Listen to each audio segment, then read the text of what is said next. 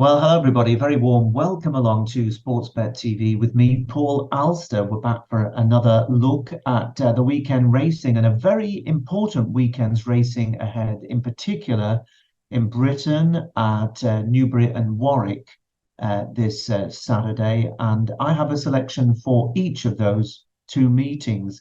Now, of course, the weather is unusual this year, and a lot of things have been unusual over the last season. And we've seen as well in the last few days the very poor turnout of entries for the Grand National from Britain. So there's all sorts of strange things going on in the racing world at the moment, but we keep doing our very best to try and find decent price winners for you. If you're discovering us for the first time, please press the subscribe button just below this screen. I've made it my raison d'etre, you might say, to try and find horses at decent odds. And that's the way I've been working over the last 2.5 years and more. And for the most part, we've done really well. We've had a bit of a thin time of things, no two ways about it of late, but that's sure to take a turn. And we're doubtless going to see things going our way before too long. Quick word about last week. We had two selections. One of them was a non-runner, so we were already down just to the one chance.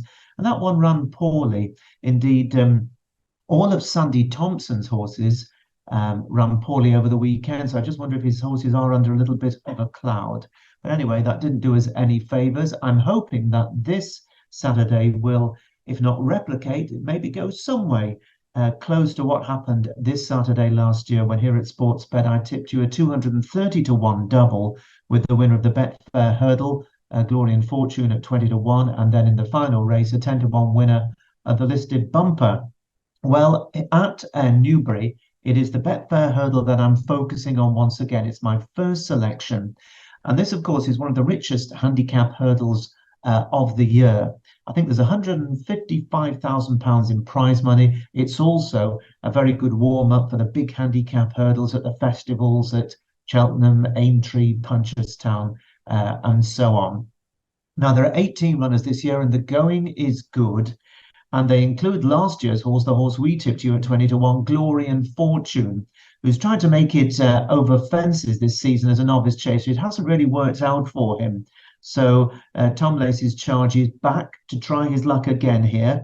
He's only £5 higher, and his trainer is certainly bullish about his chances, despite him having top weight of 12 stone. It would be some performance if he could defy that, especially having been chasing where you're training the horse in a rather different manner to being able to flick over the hurdles. We'll see anyway. I wish him luck, but I won't be recommending him this time round. Now, you can make a case for most of these in a red-hot handicap hurdle, but the market has already spoken in favour of the Emmett Mullins trained Filey Bay. Now, the bookies are pretty scared of Emmett Mullins for obvious reasons. He's done some great things over the last year or two on his raids in Britain, include, of course, winning the Grand National. Now, this horse has already won first time out. He won at Doncaster off a mark of 117, and then he won at Wincanton off 124. So he's a horse that's definitely going the right way. He's gone up another £9 to 133.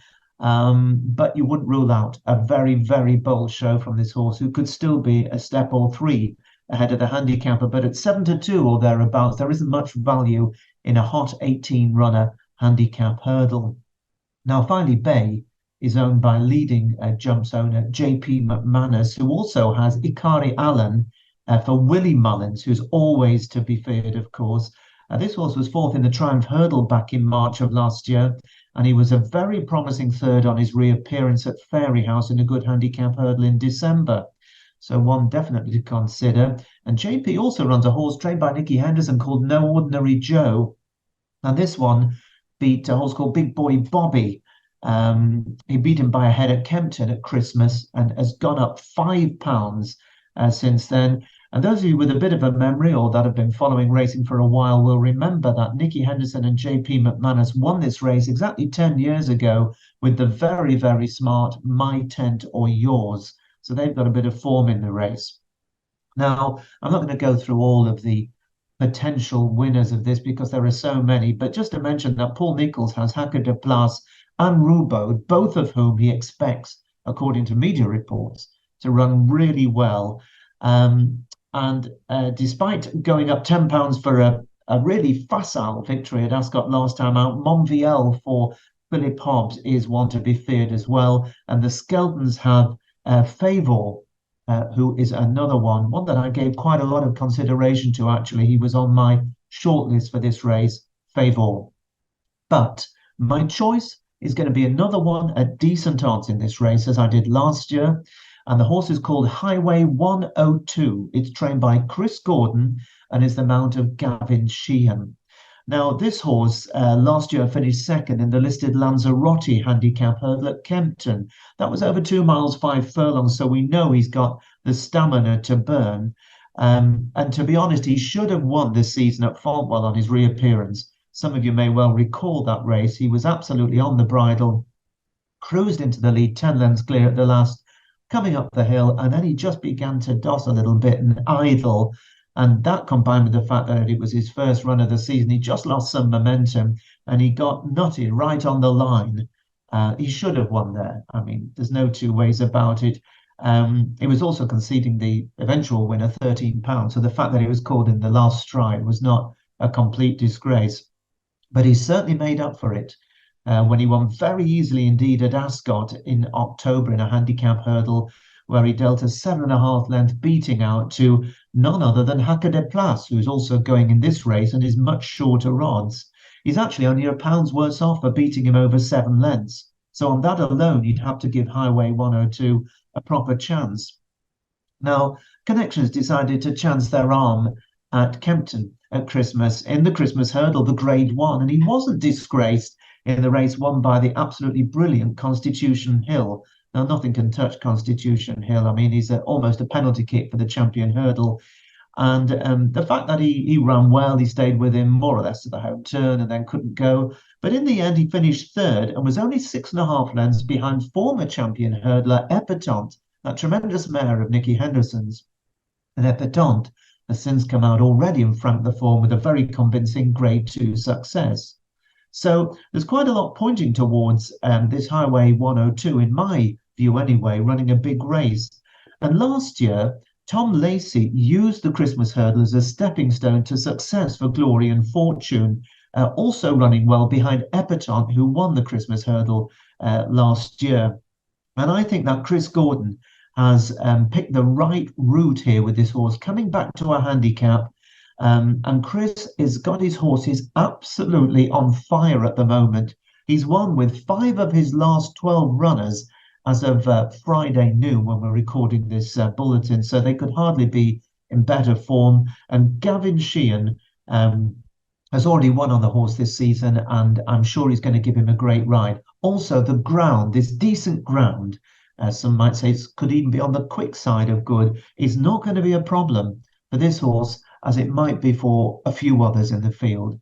So at the current odds of 20-1 each way, and that's for 6 places with the likes of Paddy Power, Betfair, William Hill, Betway and Sky Bet, I think that Highway 102 is going to run a massive race in the Betfair Hurdle, the 3:35 race at Newbury on Saturday. And that'll take you on to my second selection Saturday, which is a far lower profile race, but nonetheless interesting. It's at Warwick, the 3:48 race. So they'll just be coming back into the winner's enclosure there over at Newbury when they're getting ready to go at Warwick. So do have your wits about you if you're planning on betting this one to follow the one at Newbury. Now, 11 runners, a 2-mile handicap hurdle, and quite a few of these are really unexposed. It's for young horses, young hurdlers. And Joe Tizard has a horse called Non-Stop, who was a winner over a mile on the flat for the yard. And he's done very well since going hurdling, winning twice, both of them at Warwick over the course and distance. So he loves this track and this trip. He did win on heavy last time out, but he's also won on better ground. So you wouldn't rule out the quicker ground as being against him. I think he's going to go well. He's £7 higher, and he won't be far away, that's for sure. But I don't think there'll be much value in backing Non-Stop. Now, the Skeltons have got Harter Duderi, who won over course and distance on his British debut in November of 2021 on good ground. And then he finished last of 5 at Cheltenham when fancied just 3 weeks later. Obviously, something went very wrong that day, and he was off for almost a year. But he did really well. First time in a handicap, that was at Exeter in November when he chased home a very promising young horse of Venetia Williams called Jello. And I think that Harte Duderi is possibly going to be the biggest danger to my selection. Bubble Doobie is a horse trained by Stuart Edmonds.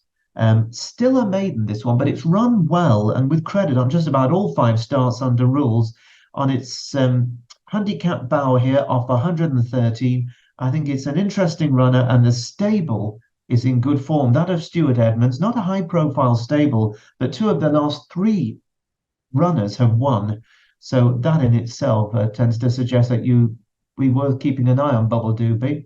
And then in what is a hot little race, we've got the Utoxeter winner opening bid, and Gary Moore's Langafel, who's 2 from 3 over hurdles, but has been off 11 months. So the market might prove a bit of a guide to Langafel for Gary Moore. By the way, very good to see Jamie Moore recovering after a nasty fall earlier in the week. My choice, though, is a horse called Mr. Freedom, trained by Sheena West, who based down there in the south. She's good trainer with her small string. She does well. And Mark Goldstein, a very capable jockey, son of the Iron Man, of course, Ray Goldstein, who managed to break just about every bone in his body in a 20-year career. But Mark has fortunately not fallen off quite as many times as his dad.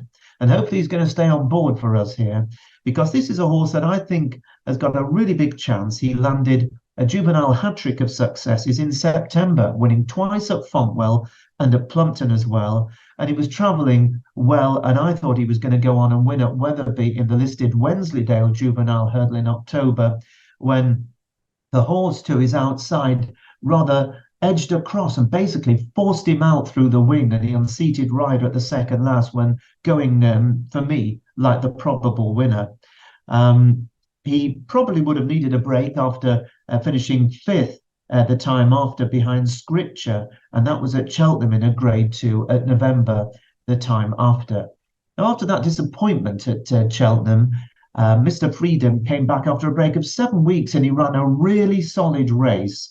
That was when he was second to the subsequent winner once again, El Muchacho, and that was at Plumpton on soft ground just after New Year, and on his handicap debut where he ran off the mark of 117 that he's going to run off on Saturday.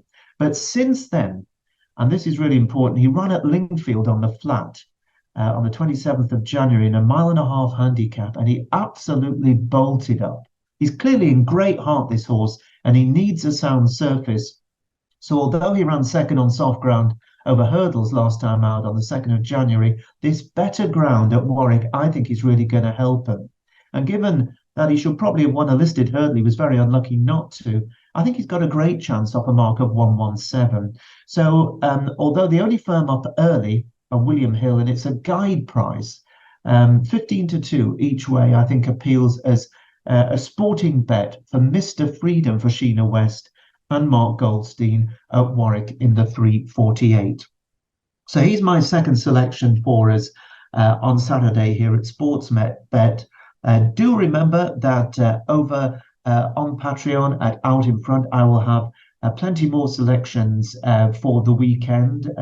3 of them additional selections on Saturday, and also I think there's going to be something for Sunday as well. So if you're interested in signing up and subscribing there, do take a look at the link just below this screen, and you're very welcome to take a look and to join us there as well. But for now, from me, Paul Alster here at Sportsbet, I'll wish you a very good weekend, and let's hope that we get a run for our money from both our selections at Newbury and Warwick on Saturday. Bye for now.